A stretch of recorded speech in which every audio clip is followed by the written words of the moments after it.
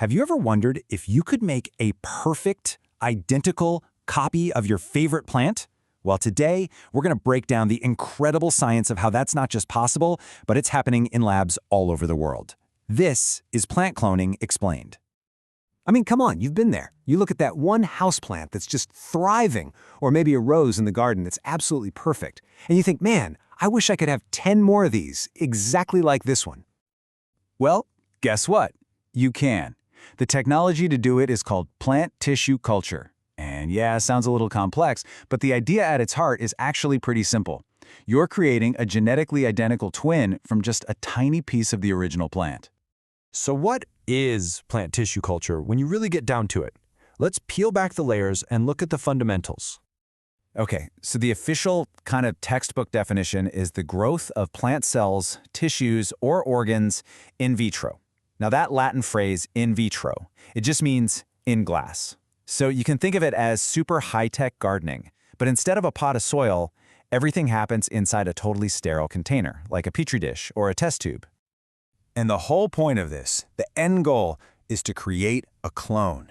It means every single new plant that you grow this way is a perfect genetic replica of the one it came from. No seeds, no surprises, just a perfect copy every single time. Now, this isn't something you can just whip up on your kitchen counter. No way. It needs a very special, incredibly clean environment. So let's step inside the lab and see what that looks like. So, out in the real world, plants are covered in a whole soup of microorganisms, but inside a culture dish, which is packed with nutrients, those same bacteria and fungi are a total disaster. They're the party crashers. They grow way faster than plant cells and will just completely take over and kill your tiny plant. The entire process is basically a constant battle between two states. On one side, you have aseptic, which means totally free of any microorganisms. That is the goal. On the other side is contamination, the enemy. And there's no middle ground. It's an all-or-nothing fight. So how do scientists actually win this fight? Well, they've got a pretty specialized toolkit. Aseptic technique is just the name for all the careful, almost surgical procedures they follow. Then there's the autoclave. Think of it like a super-powered pressure cooker that uses high-pressure steam to sterilize every single tool and container. And finally, the laminar flow unit, which creates this clean workspace with a constant curtain of sterile air flowing out, literally pushing any contaminants away. Okay, so once you've built this sterile fortress, it's time to feed the plant cells. But we are not talking about water and sunlight here. This calls for a precisely engineered, kind of secret formula. This custom-made meal is called the medium. It's a carefully balanced cocktail of all the sugars, vitamins, and minerals that a tiny plant cell needs to thrive. And to give it some structure, it's often mixed with agar, a powder that comes from algae which turns the whole thing into a nutrient-rich gel. It's basically a 5-star meal served in plant jello. But here's the thing. Just giving the cells food will keep them alive, but it won't actually make them grow into a whole plant. For that, you need to give them instructions. And in the plant world, those instructions come in the form of hormones.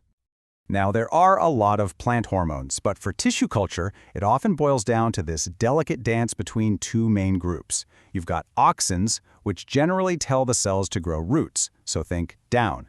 And then you have cytokinins, which push the cells to divide and grow shoots, so think up. By tweaking the ratio of these two, scientists can literally tell the cells what to do and when to do it. All right, so we've got our sterile lab, we've got our secret recipe. Now, let's walk through the actual step-by-step journey of creating a brand new plant from just a tiny little piece. First things first, we need a main character for our story, the X-plant. This is just a tiny piece of tissue. Could be from a stem, a leaf, whatever, that's taken from the mother plant that you want to clone. This one little piece has all the genetic info needed to create a whole new plant. So our little X-plant goes on a journey, and it has 4 main stages. In stage 1, it gets established in that sterile medium. Then comes stage 2, multiplication, where the hormones are tweaked to make the tissue multiply like crazy, creating a whole bunch of new shoots. Stage 3 is all about getting ready for the real world. The shoots grow roots and get used to normal conditions. And finally, stage 4. The journey's complete when the tiny new plantlet is transferred into soil, ready to grow all on its own. You know, this whole process, it really does feel like magic, doesn't it? Taking just a tiny speck from a leaf and growing a whole new plant from it?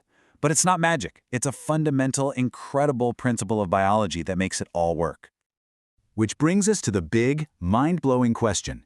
How on earth can one tiny little piece of a plant contain all the information, all the potential, to rebuild an entire, complex organism with roots and stems and leaves? The answer comes down to one powerful word: totipotency.